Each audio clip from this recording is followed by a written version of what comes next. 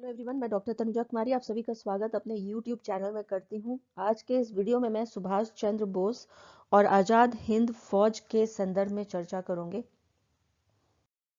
भारतवर्ष के स्वतंत्रता संग्राम के इतिहास का जब हम अध्ययन करते हैं तो हमारे समक्ष सुभाष चंद्र बोस का नाम एक अग्रणी स्वतंत्रता सेनानी के रूप में सामने आता है। सुभाष चंद्र बोस एक क्रांतिकारी थे जिनका राजनीतिक आंदोलनों पर विश्वास नहीं था। उस समय भारत में गांधी जी की अहिंसा की नीति का प्रचार एवं प्रसार था, लेकिन सुभाष चंद्र बोस गांधी जी की अहिंसा में विश्वास नहीं करते थे और यही कारण है कि 1922 में गांधी जी के द्वारा जब असहयोग आंदोलन को वापस ले लिया गया था तो सुभाष चंद्र बोस ने इसे देश का सबसे बड़ा दुर्भाग्य बताया था। 1931 में जब गांधी जी ने सविनय अवज्ञा आंदोलन को वापस लिया था तो सुभाष चंद्र बोस ने उसे असफलता की स्वीकृति कहकर संबोधित किया था। सुभाष चंद्र बोस की उस समय कई नेताओं के द्वारा, जिनमें पंडित जवाहरलाल नेहरू भी थे, कटु आलोचना की गई और उन्हें नाजी तथा फासिस्ट समर्थक कहा गया था। लेकिन इतिहास गवाह है कि सुभाष चंद्र बोस उस समय भारत के युवकों तथा उग्रवादियों के आदर्श थे तथा भारत के स्वतंत्रता संग्राम के इतिहास में उनका नाम स्वर्णिम अक्षरों में अंकित है। अब आगे मैं विस्तार से सुभाष चंद्र बोस के संदर्भ में चर्चा करूंगी।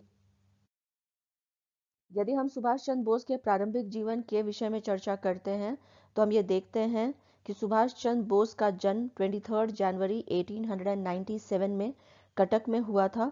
इनके पिता जानकी नाथ एक जाने माने वकील थे। इनकी माता का नाम प्रभावती था। सुभाष चंद्र बोस का प्रारंभिक जीवन पिता की अच्छी आर्थिक स्थिति के कारण सुख संपन्नता और लाड प्यार से बीता था। आगे यहाँ पे यदि उनकी शिक्षा के विषय में बात की जाए तो हमें यह जानकारी मिलती है कि सुभाष चंद्र बोस को बाल्यकाल में ऐसे विद्यालयों में शिक्षा दी गई जहां सामान्यतः अंग्रेज के बच्चे ही अध्ययन करते थे। यद्यपि हमें इस बात के भी साक्ष्य प्राप्त हुए हैं कि बचपन में सुभाष चंद्र बोस को विद्यालयों का यह अंग्रेजी वातावरण पसंद नहीं आता था। 1919 में सुभाष चंद्र बोस ने प्रेसिडेंसी कॉलेज से, जिसे आज हम कोलकाता विश्वविद्यालय के नाम से जानते हैं, से स्नातक की शिक्षा प्राप्त की थी। 1920 में उन्होंने इंडियन सिविल सर्विसेज की परीक्षा उत्तीर्ण की तथा मेधा सूची में उन्होंने चतुर्थ स्थान प्राप्त किया, किंतु मई 1921 में ही उन्होंने इंडियन सिविल सर्विसेज से इस्तीफा दे दिया। यहाँ पर मैं उनके शैक्षणिक जीवन काल के एक महत्वपूर्ण घटनाक्रम का वर्णन करना चाहूंगी। प्रेसिडेंसी कॉलेज में जब वे स्नातक की पढ़ाई कर रहे थे तो एक अंग्रेज अध्यापक C.S. ऑटन के द्वारा यह कहे जाने पर कि यदि अंग्रेज भारत में न आते तो भारतीय सदैव असभ्य ही रहते का विरोध सुभाष चंद्र बोस के द्वारा किया गया, जिसके कारण उन्हें कॉलेज से निष्कासित कर दिया गया था और 18 महीनों के बाद सर आशुतोष मुखर्जी की सिफारिश से उन्हें पुनः कॉलेज में दाखिला मिला था। नेक्स्ट यहाँ पे यदि उनके जो राजनीतिक गुरु रहे थे, यदि उनके विषय में हम बात करें तो हम ये देखते हैं कि उनके जो राजनीतिक गुरु रहे थे वो देशबंधु चित्तरंजन दास थे, जिनके विचारों से सुभाष चंद्र बोस बहुत अधिक प्रभावित थे और उनके साथ मिलकर काम करना चाहते थे और यही कारण है कि बहुत जल्द वे देशबंधु चित्तरंजन दास के सबसे विश्वास पात्र बन गए थे। हमें इस बात की भी जानकारी मिलती है कि 1921 में जब प्रिंस ऑफ वेल्स भारत आए थे तो कोलकाता में उनके आगमन के विरोध में सुभाष चंद्र बोस के नेतृत्व में विशाल जुलूस निकाला गया था, जिसके कारण उन्हें पहली बार 6 महीनों की कैद की सजा सुनाई गई थी। नेक्स्ट यहाँ पे यदि हम महामंत्री पद के विषय में बात करें तो हम ये देखते हैं कि सुभाष चंद्र बोस के राजनीतिक जीवन की एक महत्वपूर्ण घटना है कि 1923 में जब चित्तरंजन दास द्वारा स्वराज दल की स्थापना की गई तो इस स्वराज दल के महामंत्री का पद सुभाष चंद्र बोस को दिया गया था। सुभाष चंद्र बोस के चुनाव के संदर्भ में सफलता की बात करें तो हम यह देखते हैं कि कोलकाता नगर निगम के चुनाव में सुभाष चंद्र बोस के नेतृत्व में स्वराज दल को सफलता मिली थी। इन्हें सबसे कम उम्र में कलकत्ता के मेयर बनने का श्रेय 1923 में प्राप्त हुआ था। आगे यहाँ पे यदि कार्यवाहक अध्यक्ष के तौर पे उनके विषय में बात की जाए तो हमें ये जानकारी प्राप्त होती है कि सुभाष चंद्र बोस ने स्वराज दल के कार्यवाहक अध्यक्ष के रूप में अनेक क्रांतिकारी कार्यों को अंजाम दिया था, जिसमें सबसे महत्वपूर्ण कलकत्ता की सड़कों के नाम को अंग्रेजों से नाम से बदलकर भारतीय महापुरुषों के नाम पर कर दिया गया था। पूर्ण स्वराज की मांग के विषय में यदि हम बात करें तो हम ये देखते हैं कि सुभाष चंद्र बोस के राजनीतिक जीवन का एक महत्वपूर्ण घटनाक्रम यह है कि 1929 में मोतीलाल रिपोर्ट या औपनिवेशिक स्वराज के विचार का इनके द्वारा विरोध किया गया था और पूर्ण स्वराज की मांग की गई थी, और जिसके कारण इन्हें 1929 में 6 महीने की सजा हुई थी। अब नेक्स्ट यहाँ पे आइए जो कॉम्पिटिटिव एग्जाम्स कॉर्नर से संबंधित जो इंपॉर्टेंट फैक्ट्स हैं, यदि उसके विषय में हम बात करें और उसके विषय में यहाँ पे अगर देखते हैं तो सबसे पहला जो इंपॉर्टेंट फैक्ट है जो आपको याद रखना है कि रविन्द्रनाथ टैगोर की कौन सी पुस्तक सुभाष चंद्र बोस को समर्पित है। तो यहाँ पे आपको याद रखना है कि ये जो पुस्तक है उसका नाम ताशेर देश है। नेक्स्ट यहाँ पे यदि हम देखें कि नेताजी सुभाष चंद्र बोस आइलैंड कहाँ अवस्थित है, तो यहाँ पे आपको ये याद रखना है कि ये जो है अंडमान एंड निकोबार आइलैंड्स में अवस्थित है। अप्रैल 12, 1944 को सुभाष चंद्र बोस ने आईएनए फ्लैग जिस शहर में फहराया था, अभी वो शहर कहाँ है, तो ये आपको याद रखना है कि ये जो है मणिपुर में है। 1939 में सुभाष चंद्र बोस किसे हराकर president of the Congress party बने थे, तो इनका नाम था पताबी सीतारमैया।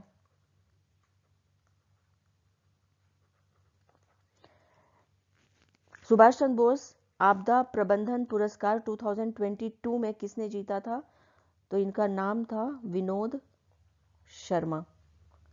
प्रोविंशियल गवर्नमेंट में वुमेन्स ऑर्गेनाइजेशन की प्रमुख कौन थी, तो इसकी जो प्रमुख रही थी वो कैप्टन लक्ष्मी रही थी। आजाद हिंद रेडियो सर्विस किस वर्ष स्टार्ट हुई थी, तो यहाँ पे आपको याद रखना है कि ये जो है 1942 में स्टार्ट हुई थी। सुभाष चंद्र बोस ने अंडमान निकोबार आइलैंड्स का क्या नाम रखा था, तो यहाँ पे आपको याद रखना है कि इसका जो नाम था वो शहीद स्वराज आइलैंड्स था। नेताजी सुभाष चंद्र बोस म्यूजियम किस शहर में है, तो ये जो शहर है वो न्यू दिल्ली है। फॉरवर्ड ब्लॉक किस वर्ष फॉर्म किया गया था, तो इसका जो फॉर्मेशन या हम लोग कह सकते हैं जो एस्टैब्लिशमेंट हुआ था वो 1939 में हुआ था। सुभाष चंद्र बोस का जन्म कहाँ हुआ था, तो यहाँ पे आपको याद रखना है कि इनका जो जन्म है वो कटक में हुआ था। सुभाष चंद्र बोस का जन्म के विषय में जब हम बात करते हैं और उनके बाद उसके पश्चात जो उनके शिक्षा के विषय में यदि हम बात करें और कौन सी परीक्षा को उन्होंने पास की थी इंग्लैंड में, तो यहाँ पे आपको याद रखना है कि जो परीक्षा उन्होंने पास की थी इंग्लैंड में वो इंडियन सिविल सर्विसेज है।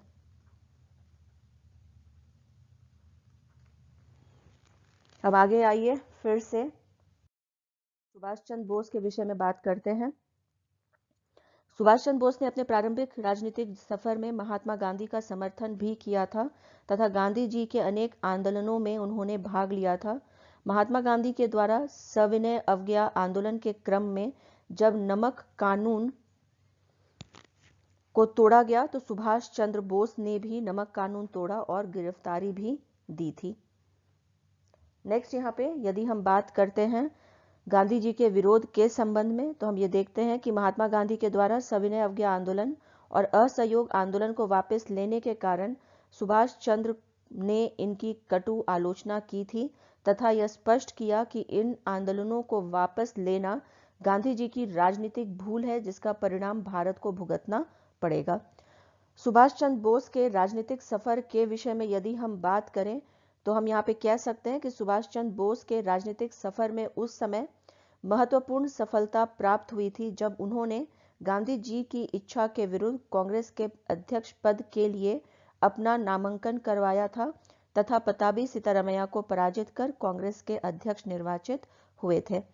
जब 1939 में सुभाष चंद्र बोस अखिल भारतीय कांग्रेस के सभापति बने तो उन्होंने अपने अध्यक्षीय भाषण में यह सुझाव दिया कि स्वाधीनता की राष्ट्रीय मांग एक निश्चित समय के अंदर पूरी करने के लिए ब्रिटिश सरकार के समक्ष मांग रखी जाए और यदि ब्रिटिश सरकार इसे पूरा नहीं करती है तो सविनय अवज्ञा आंदोलन तथा सत्याग्रह आंदोलन को प्रारंभ कर दिया जाए। अब आगे यहाँ पे यदि हम नेशनल प्लानिंग कमेटी के विषय में बात करें तो हम ये कह सकते हैं कि 1938 में सुभाष चंद्र बोस जब अखिल भारतीय कांग्रेस के अध्यक्ष बने तो उन्होंने नेशनल प्लानिंग कमेटी का गठन किया और इसके अध्यक्ष पद पर जवाहरलाल नेहरू को मनोनीत किया, जिसका कई कांग्रेसी नेताओं के द्वारा तीव्र विरोध किया गया था। अब आगे यहाँ पे जो सबसे बड़ी उपलब्धि हम कह सकते हैं सुभाष चंद्र बोस की रही थी, वह रहा था फॉरवर्ड ब्लॉक का स्थापना। और यदि इसके विषय में हम बात करें तो हम ये देखते हैं कि महात्मा गांधी से वैचारिक मतभेद के कारण सुभाष चंद्र बोस ने अप्रैल 1939 में कांग्रेस से इस्तीफा दे दिया था और फॉरवर्ड ब्लॉक नाम से एक राजनीतिक दल की स्थापना की थी। अब यदि यहाँ पे फॉरवर्ड ब्लॉक की स्थापना के साथ उसके सिद्धांत के विषय में हम बात करते हैं तो हम ये देखते हैं कि इसका जो सिद्धांत जो रहा था प्रमुखता, वह पूर्ण स्वतंत्रता के लिए निरंतर साम्राज्यवाद के विरुद्ध संघर्ष करना रहा था, प्रत्येक व्यक्ति को समान अधिकार दिलाना था, भारत में समाजवादी राज्य की स्थापना करना, देश की आर्थिक उन्नति के लिए उत्पादन को बढ़ाना, प्रत्येक व्यक्ति को धार्मिक स्वतंत्रता दिलाना, भाषा एवं संस्कृति की स्वतंत्रता प्रदान करना रहा था। अब जैसा कि हम जानते हैं कि वीर सावरकर से जो मुलाकात सुभाष चंद्र बोस का हुआ था, ये बहुत ही इम्पोर्टेंट है, हम कह सकते हैं सुभाष चंद्र बोस के राजनीतिक सफर में।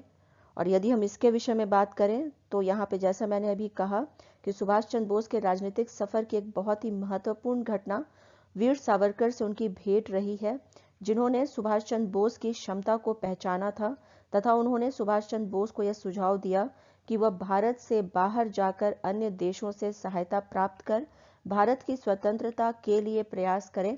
तब सुभाष चंद्र बोस ने वीर सावरकर के सुझाव को स्वीकार कर भारत से बाहर जाने का निर्णय लिया था।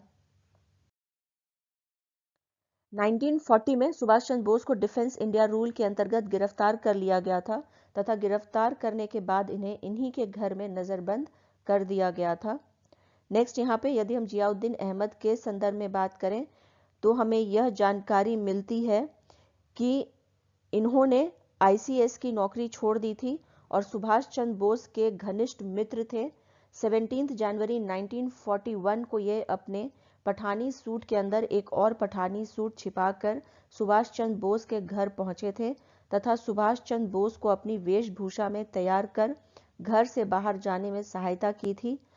घर से सुभाष चंद्र बोस को गोमो रेलवे स्टेशन, जो कोलकाता से 340 किलोमीटर दूर था, उनके भतीजे शिशिर बोस ने गाड़ी से पहुंचाया था, जहां से वो 18 जनवरी की शाम को पेशावर पहुंचे। सुभाष चंद्र बोस के घर से बाहर चले जाने के संदर्भ में 25 जनवरी को डॉक्टरों के द्वारा ब्रिटिश सरकार को जानकारी दी गई थी। सुभाष चंद्र बोस पेशावर से अपने साथी मित्र भगत राय के साथ गाड़ी से काबुल के लिए चल पड़े थे तथा 25 जनवरी को वह काबुल पहुंचे थे। यहाँ इस बात का उल्लेख करना आवश्यक है कि इसी दिन अंग्रेजों को सुभाष चंद्र बोस के फरार होने की जानकारी मिली थी। अब नेक्स्ट यहाँ पे यदि ऑरलैंडो मेजोटा के विषय में बात करें तो हम यहाँ पे ये कह सकते हैं कि काबुल में से सुभाष चंद्र बोस का स्वागत अल्बर्टो कुरोनी, जो इटली के मंत्री थे, ने किया था तथा इटली की सरकार ने ऑरलैंडो मेजोटा के नाम से एक पासपोर्ट सुभाष चंद्र बोस को दिया था।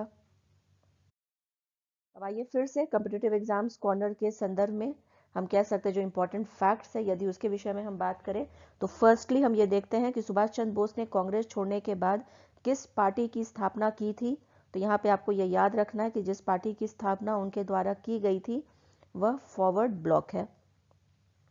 सुभाष चंद्र बोस जर्मनी में किससे मिले थे? तो उनकी जो मुलाकात है जर्मनी में एडोल्फ हिटलर से हुई थी। सुभाष चंद्र बोस ने किस कॉलेज से ग्रेजुएशन की परीक्षा उत्तीर्ण की थी?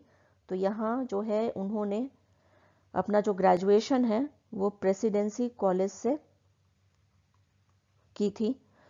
फर्स्ट कमांडर आजाद हिंद फौज कौन थे? तो यहाँ आपको याद रखना है कि इनका नाम जो है वो मोहन सिंह है। ऑर्गेनाइजेशन ऑफ आजाद हिंद फौज की घोषणा कब हुई थी? तो इसकी जो घोषणा है वो 21 अक्टूबर 1943 को हुई थी। आजाद हिंद फौज का सेटअप 1943 में कहाँ हुआ था? तो इसका जो हम लोग कह सकते हैं जो इसका सेटअप है वह मलाया में हुआ था। सुभाष चंद्र बोस को किसने आजाद हिंद फौज की स्थापना में मदद की थी? तो यहाँ पे आपको याद रखना है कि इसके एस्टैब्लिशमेंट में रास बिहारी बोस जो थे उन्होंने सुभाष चंद्र बोस की मदद की थी। Head office of the Azad Hind फौज कहाँ पे है? तो ये जो था हेड ऑफिस इसका वह रंगून में अवस्थित था। किसने कहा था तुम मुझे खून दो मैं तुम्हें आज़ादी दूंगा? तो ये तो बहुत ही प्रसिद्ध हम कह सकते हैं कि ये एक स्लोगन है और जिसके बारे में हम सभी जानते हैं कि ये स्लोगन जो है वो सुभाष चंद्र बोस के द्वारा दिया गया था। सुभाष चंद्र बोस को देश नायक किसने कहा था? तो यहाँ पे आपको याद रखना है कि इन्हें जो देश नायक है वो रविंद्रनाथ टैगोर ने कहा था। स्लोगन जय हिंद किसके द्वारा दिया गया था? तो यह स्लोगन भी जो है वह सुभाष चंद्र बोस के द्वारा ही दिया गया था। INA trials red fort Delhi में किस वर्ष हुआ था? तो ये जो ट्रायल्स थे वो 1945 में हुए थे। वकीलों के समूह का जो हेड है रेड फोर्ट ट्रायल्स में कौन थे? तो इसके जो हेड रहे थे वो भूलाबाई देसाई रहे थे। आजाद हिंद फौज के किस अधिकारी को रेड फोर्ट ट्रायल्स का सामना नहीं करना पड़ा था? तो ये बहुत इंपॉर्टेंट है और इसको आपको याद रखना है कि ये जो मोहन सिंह थे उन्हें इसका सामना नहीं करना पड़ा था। आजाद हिंद फौज के किस सिपाही को 7 वर्ष की सजा हुई थी? तो ये बहुत ही इंपॉर्टेंट है और ये भी आपको याद रखना है कि ये राशिद अली थे।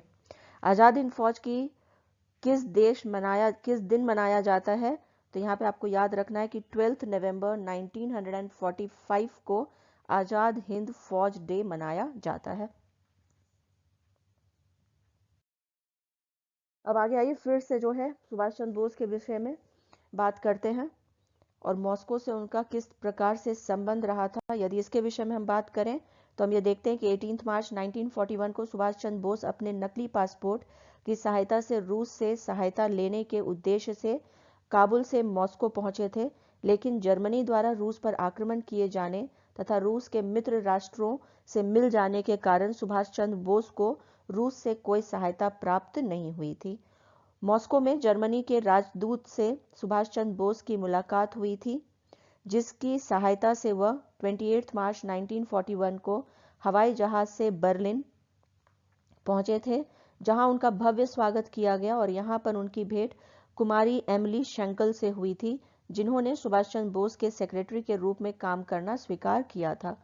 अब यहाँ पे यदि हम फ्यूरर की उपाधि के संदर्भ में बात करें तो हम यहाँ पे देखते हैं कि सुभाष चंद्र बोस जब बर्लिन पहुंचे थे तो सबसे पहले हिटलर के सचिव रॉबिनट्रॉप से उनकी मुलाकात हुई थी, जिन्होंने हिटलर से उनकी मुलाकात करवाई थी और हिटलर को सुभाष चंद्र बोस ने फ्यूरर कहा था और हिटलर ने उन्हें नेताजी कहकर संबोधित किया था। फ्यूरर का अर्थ होता है महान नेता। अब यहाँ पे हम कह सकते हैं कि जो बर्लिन रेडियो का जो संबोधन था ये भी बहुत इंपॉर्टेंट रहा है और यदि हम इसके विषय में बात करें तो हम ये देखते हैं कि 31 अगस्त 1942 को सुभाष चंद्र बोस ने बर्लिन रेडियो पर अपने संबोधन में भारत छोड़ो आंदोलन को अहिंसक गुरिल्ला युद्ध कहा था। उन्होंने सुझाव दिया था कि इस अहिंसक गुरिल्ला अभियान का लक्ष्य दोहरा होना चाहिए। पहला, भारत में युद्ध उत्पादनों को नष्ट करना और दूसरा, देश में अंग्रेज प्रशासन को ठप करना। इन लक्ष्यों को ध्यान में रखते हुए भारत के सभी वर्गों को इस संघर्ष में भाग लेना चाहिए। नेक्स्ट यहाँ पे यदि हम फ्री इंडिया सेंटर के विषय में बात करें तो हम यहाँ पे देखते हैं कि बर्लिन के बाद सुभाष चंद्र बोस रोम चले गए थे और यहाँ पर इन्होंने फ्री इंडिया सेंटर की स्थापना की थी। सुभाष चंद्र बोस ने फ्री इंडिया सेंटर के उद्देश्यों पर प्रकाश डालते हुए कहा कि इसका मुख्य उद्देश्य भारतीयों को यह समाचार देना है कि सैनिक राष्ट्रीय आंदोलन प्रारंभ कर दिया गया है, भारत की आज़ादी के लिए एक स्वतंत्र सेना की स्थापना करना और भारत के सामाजिक एवं आर्थिक विकास के लिए योजना बनाने हेतु एक पृथक इकाई की स्थापना करना है।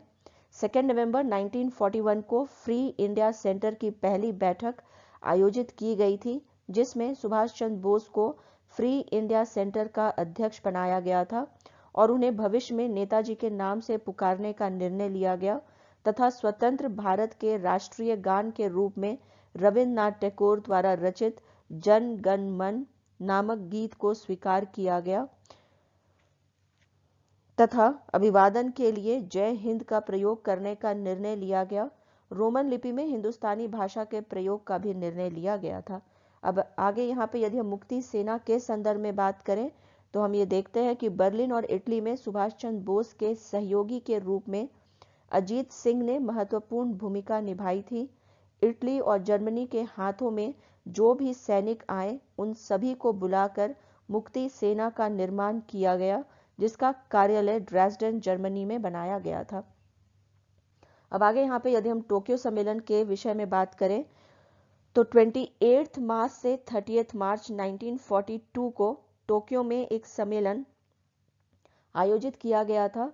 इस सम्मेलन में रासबिहारी बोस ने भारत को स्वतंत्र कराने के लिए एक सेना को संगठित करने का निर्णय लिया, साथ ही साथ इंडिया इंडिपेंडेंस लीग की भी स्थापना की थी। टोक्यो सम्मेलन की ही तरह बैंकॉक सम्मेलन भी इम्पोर्टेंट रहा था, और यदि इसके विषय में हम बात करें तो हम ये देखते हैं कि 23 जून 1942 को बैंकॉक में एक सम्मेलन प्रारंभ हुआ, जिसमें रासबिहारी बोस को इंडियन इंडिपेंडेंस लीग का अध्यक्ष चुना गया और यहीं पर आजाद हिंद फौज के गठन का निर्णय लिया गया था तथा कैप्टन मोहन सिंह को आजाद हिंद फौज का कमांडर नियुक्त किया गया था। अब आगे यहाँ पे जापान के जो प्रधानमंत्री रहे थे उनसे मुलाकात के विषय में यदि बात की जाए तो हमें यह जानकारी मिलती है कि 13 जून 1943 को सुभाष चंद्र बोस ने टोक्यो पहुंचकर जापान के प्रधानमंत्री तोजो से मुलाकात की और भारतीयों को टोक्यो रेडियो से राष्ट्रीयता का संदेश दिया था। ठीक इसी प्रकार यदि सिंगापुर का क्या संबंध रहा है सुभाष चंद्र बोस से और इसका क्या इंपॉर्टेंस रहा है, यदि उसके विषय में बात की जाए तो 2 जुलाई 1943 को सुभाष चंद्र बोस सिंगापुर पहुंचे थे, जहां रासबिहारी बोस के द्वारा 5 जुलाई 1943 को इंडियन इंडिपेंडेंस लीग और आजाद हिंद फौज का प्रभार सुभाष चंद्र बोस को सौंप दिया गया था। अब आगे यहाँ पे जो अस्थायी सरकार का निर्माण सुभाष चंद्र बोस के अधीन हुआ था, यदि इसके विषय में बात की जाए तो हम ये देखते हैं कि 21 अक्टूबर 1943 को सुभाष चंद्र बोस के द्वारा आजाद हिंद फौज के सर्वोच्च सेनापति के रूप में सिंगापुर में स्वतंत्र भारत की अस्थायी सरकार का निर्माण किया गया था। सिंगापुर के जुबली हॉल से सुभाष चंद्र बोस ने देश के नाम अपना संदेश दिया था। सुभाष चंद्र बोस द्वारा स्थापित अस्थायी सरकार को जापान, जर्मनी, चीन, इटली, कोरिया, फिलीपीन, इंग्लैंड जैसे देशों ने मान्यता दे दी थी, और यही नहीं, जापान सरकार ने अंडमान निकोबार द्वीप इस अस्थायी सरकार को सौंप दिया था, जहां दिसंबर 1943 में तिरंगा झंडा फहराया गया था और इस सरकार की राजधानी रंगून को बनाया गया था। इस प्रकार हम देखते हैं कि सुभाष चंद्र बोस ने इंडियन सिविल सर्विसेज जैसे महत्वपूर्ण और सामाजिक दृष्टि से सम्मानपूर्ण पद को त्याग कर राष्ट्र सेवा का निर्णय लिया था, और इसके लिए उन्होंने भारत को छोड़कर विदेशों में भी शरण ली थी, जिसकी परिणति सिंगापुर में स्वतंत्र भारत की अस्थायी सरकार के निर्माण से हुई थी। अब आगे मैं नेक्स्ट वीडियो में सुभाष चंद्र बोस के द्वारा आजाद हिंद फौज के माध्यम से भारत की स्वतंत्रता संग्राम में क्या योगदान था, इस पर चर्चा करूंगी। अगर आज का ये वीडियो आपको पसंद आया हो तो प्लीज़ इसे लाइक करें, शेयर करें तथा मेरे YouTube चैनल को सब्सक्राइब करें। Thank you. Stay connected.